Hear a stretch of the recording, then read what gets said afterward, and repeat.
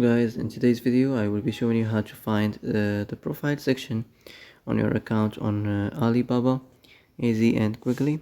So first of all, enter the application, and now as you see here in the bottom in the right, you will find my Alibaba. So as you see here, this is your profile section, so you can manage it as you like.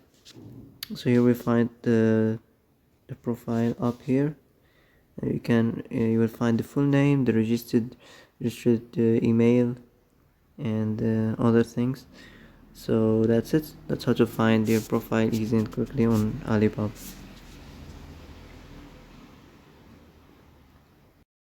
And that's it for today's video. I hope this is the answer you've been looking for. If you like this video, don't forget to like and subscribe, and see you in the next video. Thanks for watching.